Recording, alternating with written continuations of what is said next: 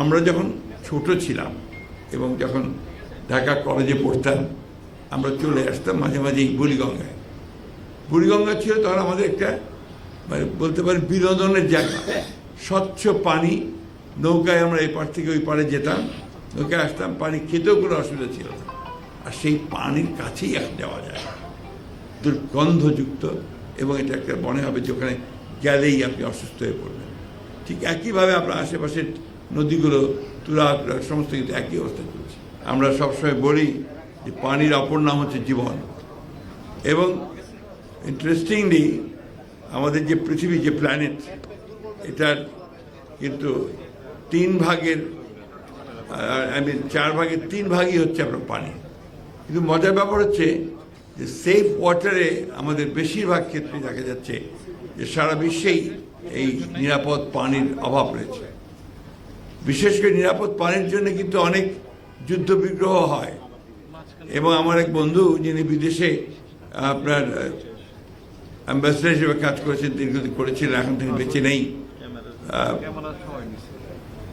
Germany কাজ করেছিলেন, তিনি আমাকে বলেছে যে তৃতীয় বিশ্বযুদ্ধ যদি হয় সেটা হবে সেফ ওয়াটারের উপরে, নিরাপদ পানির উপরে। এবং আমরা তার কিছু আলামত এখনই যে দেখতে পাচ্ছি না তা নয়।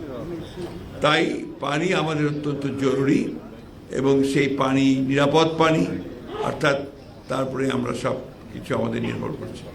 কিন্তু দুর্ভাগ্যজনকভাবে বাংলাদেশে এখন এই মুহূর্তে আমাদের এই নিরাপদ পানির সমস্যাটা সবচেয়ে কঠিন হয়ে দাঁড়িয়েছে।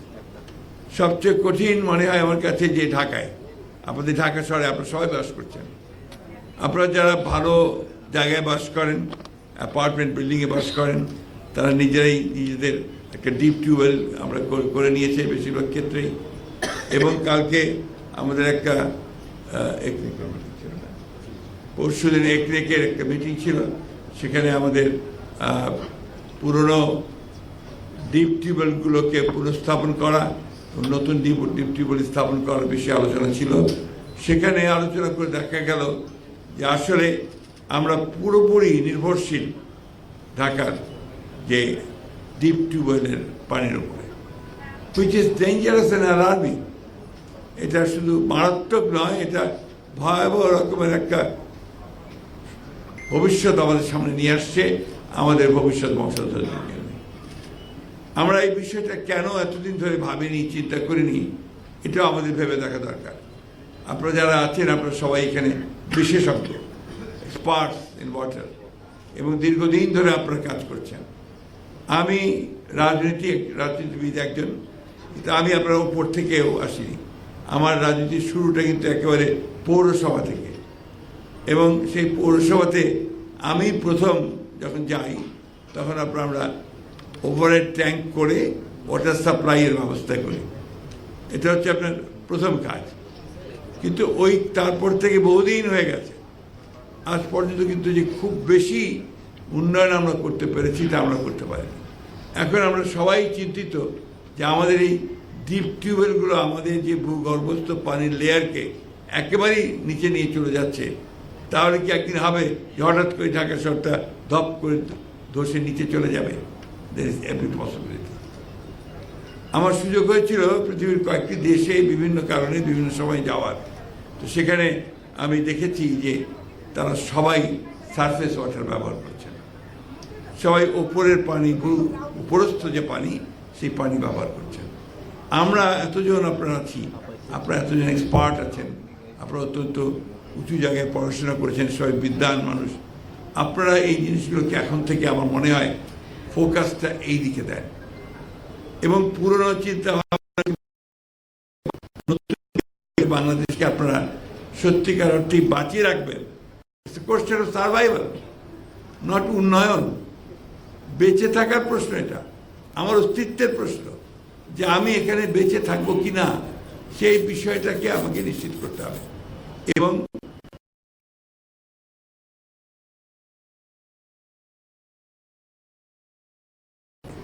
সেটা আপনাদের দায়িত্ব হবে আমি মনে করি।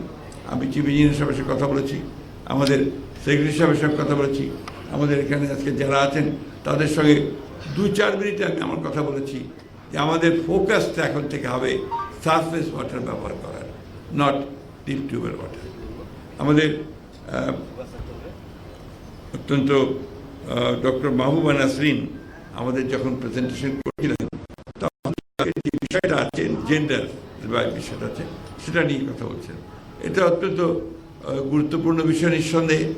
পানি তো আমরা সেই ছোটোবেলা থেকেই দেখি যে আপনার কলসে করে পুকুর থেকে পানি নিয়ে আসছে আমাদের মা, চাচি, বোন এরাই, তাই না? তো এই জিনিসটা কিন্তু কিছুটা পরিবর্তন হয়েছে। এখন প্রায় সব বাড়িতে একটা টিউবওয়েল। আমাদের নর্দার্ন এরিয়াতে আপনার খুব বেশি নিচে নামতে হয় না, কিন্তু সাউদার্ন এলাকাতে অনেক নিচে নামতে হয় ডিপ টিউবওয়েল। আমার সুযোগ হয়েছিল কোস্টাল এরিয়াগুলোতে গত আপনার 2001 সালের পরে আমি যখন কৃষি মন্ত্রণালয়ে ছিলাম তখন আপনার এই জায়গাগুলো ঘোরার আমার সুযোগ হয়েছে। আমি দেখেছি কতগুলো প্রজেক্ট ছিল, খুব ভালো লেগেছিল আমার যে বৃষ্টির পানি তারা সংরক্ষণ করছেন। আপনার কনজারভেট ছোটো ছোটো ট্যাঙ্ক তৈরি করেছেন, বৃষ্টির যে পানি আসছে সেই পানিটাকে তারা রেখে দিচ্ছেন, তারপরে সেই পানিটাকে তারা গরম করে ব্যবহার করছেন, যেটা তাদের জন্য নিরাপদ পানি। এই বিষয়গুলোর উপরে আমাদের জোর দেওয়া দরকার। আমাদের ফোকাসটা থাকতে হবে যে আমরা এখন আর এরপর থেকে এই ভূগর্ভস্থ পানির দিকে যাব না, আমরা উপরের পানির দিকে যাব, সারফেস ওয়াটার এবং আপনার বৃষ্টির পানি।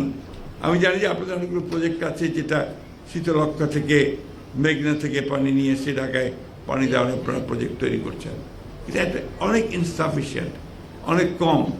তাছাড়াও এই নদীগুলো তো এখন আর আপনার পলিউশন ফ্রি না, এরাও পলিউটেড হয়ে উঠছে। এটাও কিন্তু আমাদের একটা সরকারের উচিত হবে, আমাদের উচিত হবে যারাই আমরা গভর্নমেন্টে আসি এই বিষয়গুলোকে খুব গভীরভাবে নিরীক্ষণ করা, দৃষ্টি দেওয়া, যাতে করে আমরা এই বিষয়গুলোর সমাধান করতে পারি। আমি খুব আশাবাদী, আমি বরাবরই আশাবাদী মানুষ। বাংলাদেশের মানুষই সমস্ত পরিবর্তন আনে, এই পরিবর্তন আমাদেরকে আনতে হবে, এই চেঞ্জ আমাদেরকে আনতে হবে। আমাদের যে মানদাত্তা, আমাদের চিন্তাভাবনা যে আমরা ডিপ টিউবওয়েল বসাবো আর পানি নেব, এটা বাদ দিয়ে দিই। লেট আস ট্রাই যে আমরা কীভাবে বৃষ্টির পানিকে সংরক্ষণ করব, সেটাকে আমরা কিভাবে আমাদের শহরের লোকগুলোকে বাঁচিয়ে যাব। আমার ঢাকা শহরের পাশে আগে অনেক নদী ছিল, ওয়াটার ক্যাচমেন্ট ছিল, আপনি অতদূর যাওয়ার দরকার নেই। আপনার এই যে হাতির ঝিল, এই হাতির ঝিল থেকে পানিটাকে যদি আপনি পরিশুদ্ধ করতে পারেন, এই পানি দিয়ে তো আপনি ঢাকা শহরের অনেকটা কাভার করতে পারবেন, এটা আমার বিশ্বাস।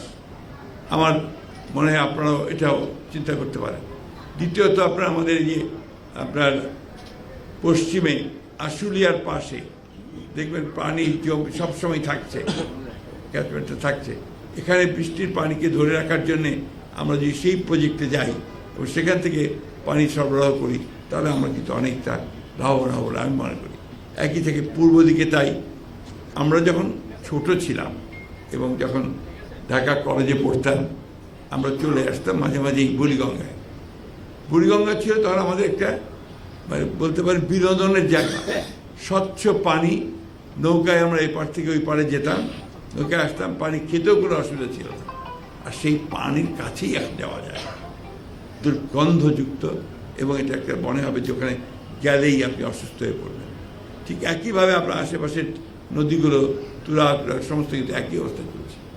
আজকে খেয়াল করে দেখবেন কিছুক্ষণ আগে যে ছবিগুলো আমরা এখানে দেখলাম, যে আমাদের পানি সেট পানি পাওয়ার ব্যাপারে সবচাইতে বৈষম্য কোথায়? ওই গরিব মানুষগুলো সবচাইতে বৈষম্য আপনার এই বস্তির মানুষগুলো, তারা কিন্তু সেফ ওয়াটার পায় না, they don't get the safe water. তাদের পানির মধ্যে পলিউশন থাকে, অবশ্যই থাকে। সেই জিনিসগুলো আমাদের মনে হয় যে আপনাদের দেখা দরকার। আমরা শুধু স্ট্যাটিস্টিক্সে যেতে চাই না, আজকে সেই বিষয়ে কথা বলতে চাই না। আজকে আমার আপনাদের সঙ্গে প্রথম দেখা কথা, আমি যখন এই পাশ দিয়ে কোর্টে যেতাম অথবা জেলে যেতাম, আমাদের এই রাস্তা দিয়ে যেতে হতো। এই বিল্ডিংটাকে মনে হতো যে একটা নান্দনিক ভবন, সুন্দর একটা ভবন। আজকে ভেতরে ঢুকে আমার আবার সেটা আবারও মনে হয়েছে। আপনাদের ভেতরের যে ইন্টেরিয়ার, যে ডেকোরেশন অত্যন্ত ভালো, সুন্দর। একই সঙ্গে এই সৌন্দর্যটাকে মানুষের মাঝে ছড়িয়ে দিতে হবে। আপনাদের ভেতরের সৌন্দর্য ওটা মানুষের মাঝে ছড়িয়ে যায়। তারা পানি খেয়ে বলুক যে ওয়াসা আমাকে ভালো পানি দিচ্ছে, তারা পানিটা খেয়ে বলুক না আমি এখন ভালো পানি পাচ্ছি।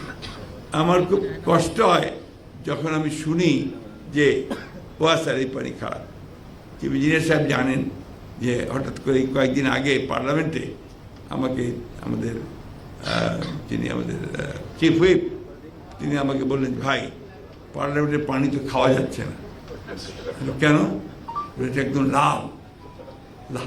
আমি সাথে সাথে ফোন করেছি চিফ ইঞ্জিনিয়ার সাহেবকে, ফোন করেছি সেক্রেটারি সাহেবকে ফোন করে, তারপরে তারা অবশ্যই সাথে সাথে লোক পাঠিয়েছেন, কোথায় সমস্যা আছে দেখার চেষ্টা করেছেন।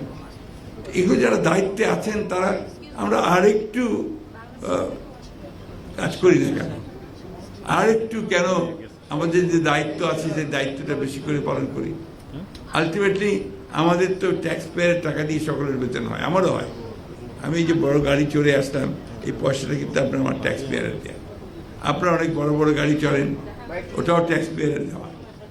Everything is paid by our people. সুতরাং we must look into that. তাদের প্রায়োরিটিটা তাদের হবে। এই যে মেয়েরা আমাদের এখনও আপনার ভালো পানি পান না, এখন আপনার টিউবওয়েলের পাশে লাইন ধরে দাঁড়িয়ে, এই বস্তিতেই দেখবেন লাইন ধরে দাঁড়িয়ে কখনো ঝগড়া হয়, মারামারি হয়, কখনো খুনও হয়ে যায়। এগুলো থেকে বেরিয়ে আসার চেষ্টা করি। আমার একটা বিশ্বাস কি আমার দীর্ঘদিনের আমার রাজনৈতিক আন্দোলন চেষ্টা সব কিছু মিলিয়ে আমার ধারণা আমরা যদি চাই আমরা পারি। বাংলাদেশের মানুষ পারে না এমন কোনো কাজ নেই। I believe in that. আমি আপনাদের কাছে আজকে সেই আপিলটা রাখতে চাই যে আজকে পাবলিক হেলথ এটা যেন আমাদের যতগুলো সরকারি প্রতিষ্ঠান আছে, জনসেবার জন্য যতগুলো আপনাদের ইনস্টিটিউশন আছে, এটা উপরে উঠুক। সবাই যেন বলে যে পাবলিক হেলথ একটা ভালো প্রতিষ্ঠান। আসুন আমরা সেই লক্ষ্যে কাজ করি।